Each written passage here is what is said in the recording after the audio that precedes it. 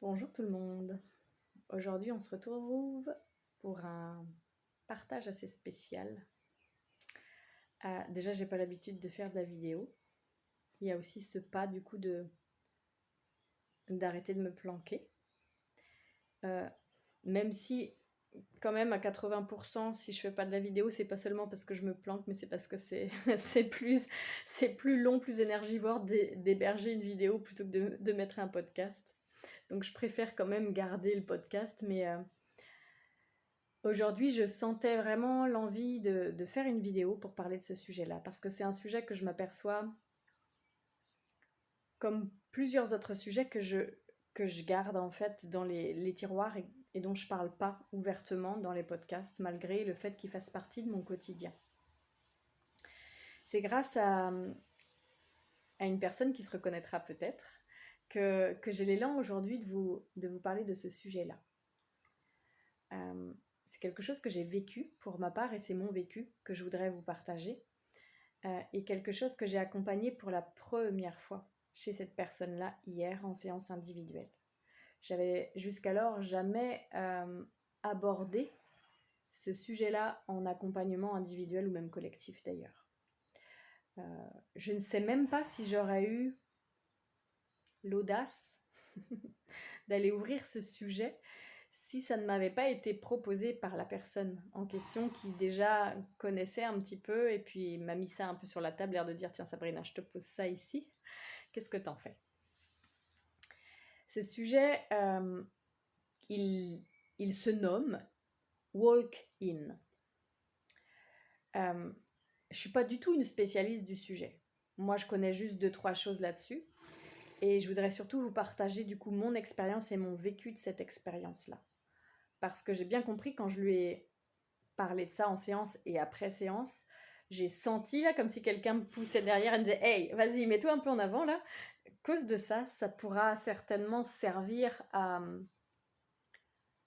des personnes qui vont un jour vivre cette expérience-là et qui seront bien contentes d'avoir quelque chose à quoi se raccrocher. Comme moi, j'aurais bien aimé l'avoir. Le walk-in, donc pour faire très court, parce que je vous le disais, c'est pas ma spécialité, c'est un genre de concept, je ne sais pas si on peut appeler ça un concept, c'est une notion, qui vient nous dire qu'à un moment donné, il y a comme un changement d'âme à l'intérieur d'une personne, il y a un switch. Il y a une âme qui est là dans un corps pendant un temps, et à un moment donné, il y a quelque chose qui a été décidé, il y a quelque chose qui se met en place, il y a une deuxième âme qui arrive, il y a un temps de cohabitation à deux à l'intérieur, puis après il y en a une qui s'en va et l'autre qui reste. Un petit peu comme si ce temps de transition, c'était le temps de dire, bah attends, je t'explique un petit peu là comment ça se passe ici, comment ça fonctionne, je te montre où sont les clés, je te montre où sont ceci, où sont cela, et puis après je te laisse, je pars en vacances, et puis c'est toi qui habites ici. Alors attendez, juste parce que j'ai un appel et je vais le décliner. Tac. Pour pas être enquiquiné. Si ça marche. Non, ça marche pas. Tant pis, je laisse sonner. Donc la première fois que moi j'ai lu quelque chose à ce sujet, c'était il y a environ un peu plus de 10 ans de ça. Non, il y a 10 ans. Il y a environ 10 ans de ça. À cette époque-là, moi, j'étais pas très ancrée à moi-même. J'étais pas très arrivée sur Terre. Et j'avais pas mal de parties qui étaient satellisées autour de moi. Cette dissociation que j'accompagne d'ailleurs aujourd'hui, que j'appelle le retour vraiment vers l'ancrage, où vraiment 100% de nous vient habiter 100% de notre corps. Et donc les parties qui étaient là présentes, c'était plutôt des parties aériennes chez moi, les parties un peu comme on pourrait dire flyées, celles qui s'intéressent à toutes ces choses un peu subtiles, éthérées, mystérieuses, mais sans avoir forcément la même dose d'intérêt pour ce qui se passe ici sur Terre. Et du coup, j'étais très intéressée par tous ces sujets-là, et donc j'allais lire beaucoup de choses à ces sujets-là, puis j'étais déjà en lien avec ma médiumnité, donc évidemment, je me renseignais pas mal. Mais par contre, quand je suis arrivée à lire au sujet des walk-in, je me suis dit, c'est un peu barré cette affaire-là quand même. Autant j'aime bien les sujets un peu de ce genre-là, autant sur le sujet là des walk-in, j'ai pas lu grand-chose, mais je trouvais que c'était quand même un petit peu fort de café. Je n'ai pas accroché vraiment. Et puis de temps en temps, très sporadiquement, sans que je sache vraiment trop pourquoi, ça se représentait un petit peu sur mon chemin. Forcément, les endroits que je fréquentais, les gens que je fréquentais, les recherches que je faisais sur internet étaient sur on va dire sur ce vaste monde-là des mondes subtils. Donc de temps en temps, je pouvais voir ce terme passer, et puis j'allais lire 2, 3 choses. Et puis, en lisant sur ces sujets-là, je me dis, mais c'est comme si je prenais les gens un peu de haut et me dire, bah en fait, ils sont complètement perchés, ces gens-là. Ils sont complètement perchés. Et alors, certes, ces gens-là n'étaient pas forcément, en tout cas ceux que moi j'ai trouvé à ce moment-là sur ma route, n'étaient pas très ancrés. Mais ça ne voulait pas dire pour autant que le sujet qu'ils abordaient n'était pas bien réel, lui. Et sauf que moi, à ce moment-là, j'ai tout mis dans le même panier. J'ai dit, voilà les gens qui en parlent, laisse tomber, le sujet, je le clos. Ça m'avait fait la même chose d'ailleurs avec cette notion de flamme jumelle. Tous les gens que j'entendais en parler, c'était des gens qui étaient tellement juste en recherche de j'ai un vide en moi, il faut absolument que j'ai quelqu'un d'autre, oui, ma flamme jumelle, elle doit bien exister quelque part, que je me suis dit, ouais, en fait, la flamme jumelle, c'est de la grosse connerie, c'est juste pour essayer d'aller combler un vide à l'intérieur. Donc j'avais tout mis de côté. Toutes ces notions-là, quand elles me sont, moi, apportées par le biais de personnes qui ne me semblent pas bien ancrées à l'intérieur d'elles-mêmes, je rejetais. Et donc, du coup, le walking, c'était ça. C'était les gens que j'allais lire, les gens que j'allais écouter sur YouTube. Je me disais, mais en fait, ces gens sont complètement à la ramasse. Donc, moi, ça ne m'intéresse pas du tout d'aller ouvrir ce sujet-là. Jusqu'à un moment donné, où il n'y a pas si longtemps que ça, il y a quelques mois de ça, peut-être un peu plus maintenant, le temps passe tellement vite que je pense que ça fait 1 an maintenant au moins. Bon bref, on s'en fiche, c'est pas ça qui compte. Je change de main à chaque fois parce que c'est moi qui tiens mon téléphone. Je suis désolée, c'est pas très professionnel. Jusqu'à il y a quelques mois de ça où je suis passée à travers une sorte de nébuleuse là, où j'étais un peu chahutée à gauche à droite, vraiment, sur un sujet particulier que je connais bien, le sujet du double. Tout ce qui était là dans ma vie me rappelait le double. Alors il faut savoir que chez moi, le double, c'est quelque chose qui est très présent puisque je suis arrivée avec plusieurs jumeaux intra-utéraux que je n'ai découvert qu'à l'âge de 25 ans, me semble-t-il, quelque chose comme ça. Et encore le premier, parce qu'après j'ai vu qu'il y en avait un autre, un autre. Donc le fait de les découvrir, ça s'est fait très progressivement. Mais du coup, ce double, ça m'a suivi beaucoup. Je me suis vraiment spécialisée sur l'accompagnement de la gémellité intra-utérine. Et 80% des gens qui viennent me voir ont dans leur histoire quelque chose en rapport avec ce double. Que ce soit de la gémellité intra-utérine ou d'autres sujets qui ne sont pas ceux qu'on va aborder aujourd'hui. Mais du coup, ce sujet du double, je le connais bien. Et quand tous ces doubles se présentaient dans ma vie, constamment, que ce soit je sais pas, l'URSSAF qui m'appelle pour me dire, bah madame, vous avez une double entreprise, c'est pas normal, normalement on n'a pas le droit d'avoir 2 entreprises au même nom avec le numéro. Je dis, mais j'ai pas 2 entreprises, pas possible. Pareil pour la CAF qui me disait un truc, vous avez double compte, je dis, non, c'est pas possible. Pareil aussi pour tout ce qui est de mes sites internet. Des sites sur lesquels je fais mes factures, de mon site, tout, j'avais toujours un message ou un truc de dire il y a un doublon ici, il y a quelque chose. Et au fur et à mesure que j'allais ouvrir à l'intérieur de moi ce qui générait ce double à l'extérieur, oh, mon Dieu, je découvrais des choses formidables, toujours en rapport avec ma gémellité intra-utérine.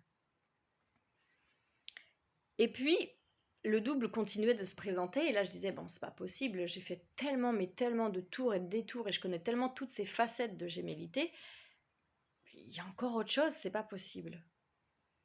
Et à ce moment-là, d'autres genres de doubles se sont présentés à moi, en même temps. Les 2 notions se sont présentées en même temps. Je vais en aborder une seule aujourd'hui, celle des walk-in, mais pour moi, il y a fort à parier qu'en fait, elles soient très, très intimement liées avec la deuxième, qui sera le sujet d'une deuxième vidéo. En tous les cas, pour ma part, elles se sont jouées tellement en même temps que c'est quasiment impossible de les dissocier. Je ne sais pas si pour d'autres personnes, ces 2 notions peuvent être dissociées, mais chez moi, elles sont vraiment intimement liées. Et donc à ce moment-là de ma vie, quand ce double se présentait, à un moment donné, c'est devenu tellement fort que j'avais vraiment la sensation d'être 2 à l'intérieur. Et d'ailleurs, mon corps, c'est ce qu'il me disait.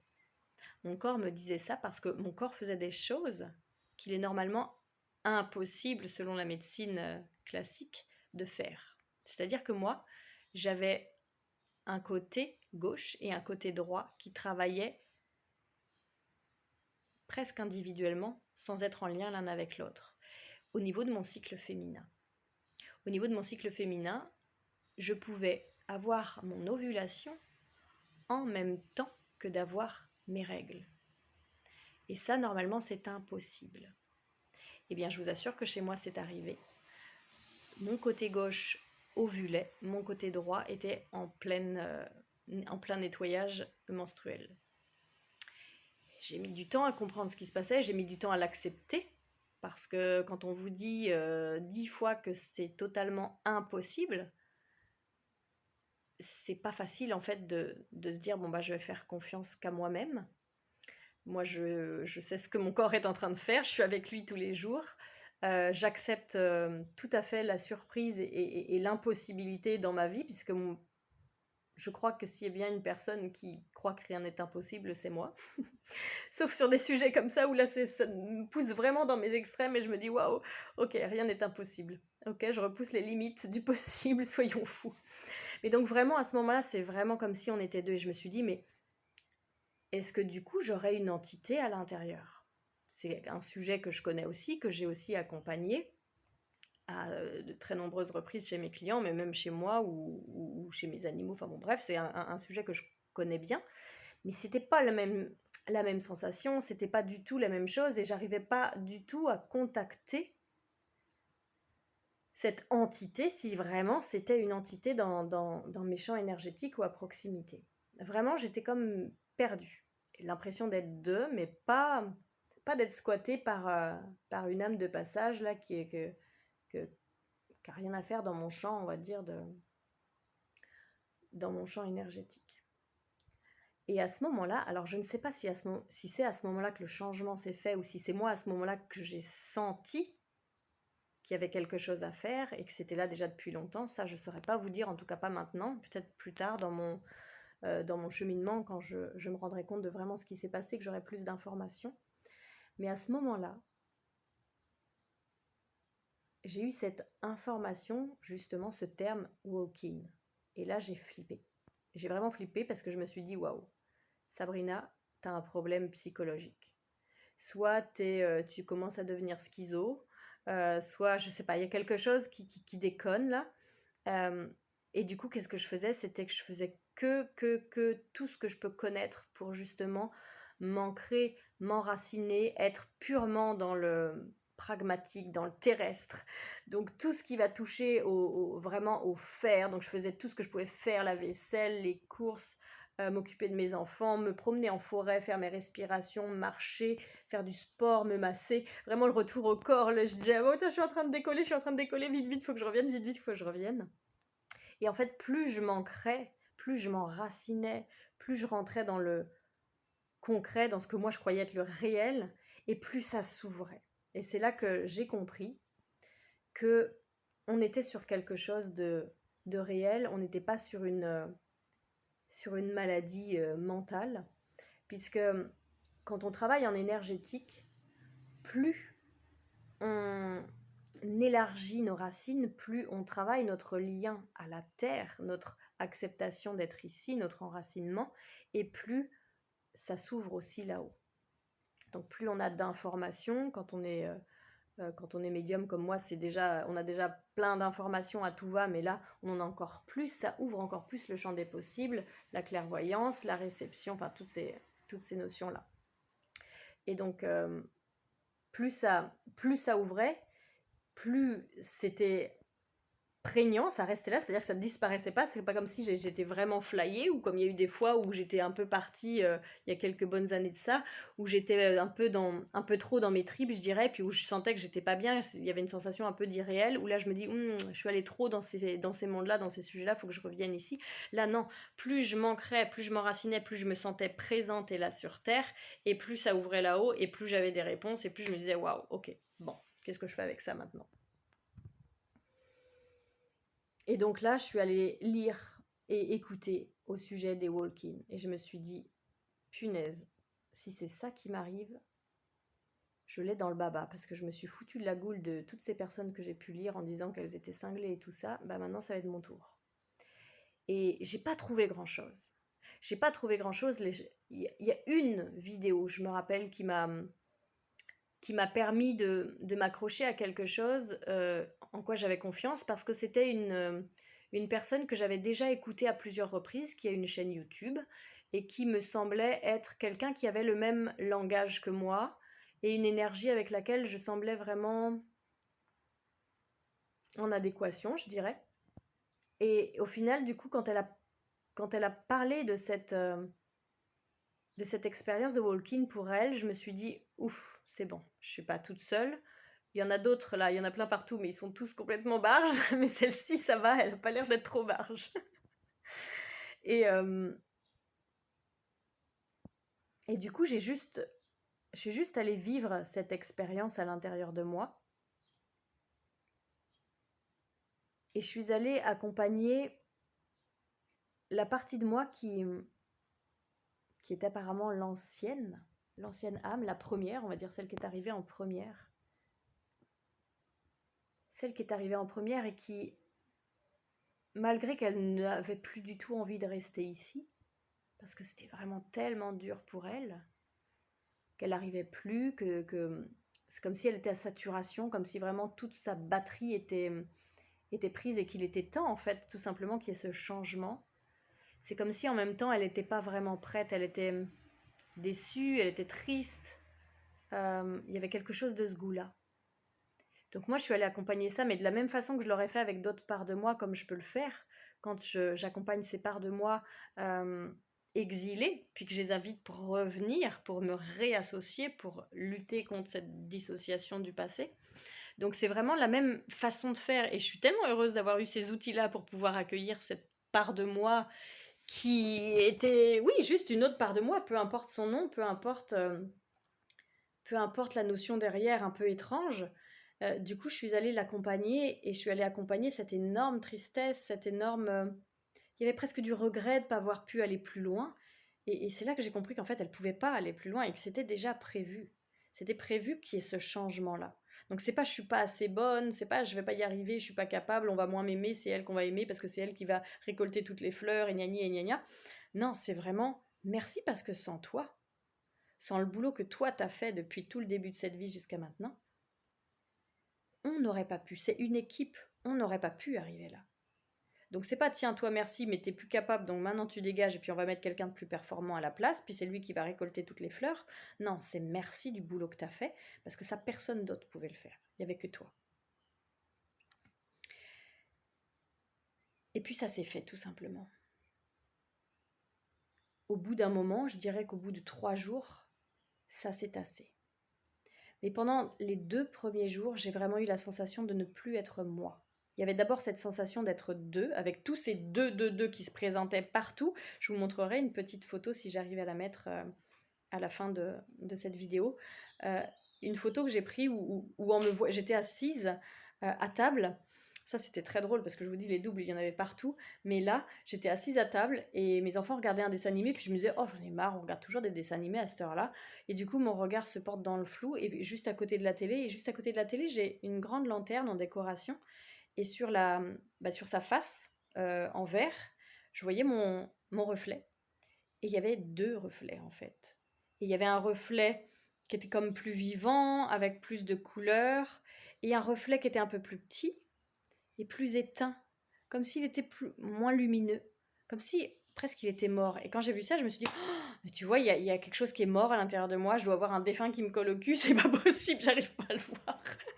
Jusqu'au moment où j'ai vraiment pigé qu'il y avait comme ce switch qui était en train de se faire entre les deux. Et c'est cette partie-là, celle qui était comme en train de mourir, que j'ai accompagnée pour que ça se fasse. Pour que ça se fasse tout simplement, pour que ça se passe bien. Mais vraiment, il y a eu un moment, et c'est là qu'on va partir sur la deuxième vidéo, sur la deuxième explication, où je me sentais plus Sabrina. Et vraiment, j'ai eu peur. J'ai eu peur, je me suis dit, bon, ça y est, voilà. Mon problème psychologique émerge. Ça y est, il y a quelque chose. Je vais si ça continue, je m'étais donné 48 heures, je crois, je me suis dit, si ça continue avec la même force, que ça ne décline pas, si ça continue pendant 48 heures, bah, je vais appeler un psy, je vais faire quelque chose parce que j'ai vraiment ce sentiment de ne plus être moi, en fait. Et puis, il y avait quand même cette espèce de stabilité à l'intérieur, je dirais, de sécurité qui disait, cool, laisse passer, juste vis l'instant, et tu vas voir que si tu t'accroches pas à toutes ces peurs, ça va passer vachement plus vite. Et là, je me suis dit, mais oui, je connais ça. Je connais ça. En effet, quand tu lances ta tête, quand tu commences à avoir peur, à essayer de mettre des mots, du sens, de comprendre, que tu mets ton mental à pédaler là-dedans, en même temps, c'est pas facile de faire autrement dans ces moments-là, eh bien, tu crées de la résistance, ce qui fait que ce qui est en train de se faire se fait moins facilement, moins fluidement. Donc ça, c'est mon expérience de walk-in que j'aimerais du coup coupler à la deuxième vidéo à la suite.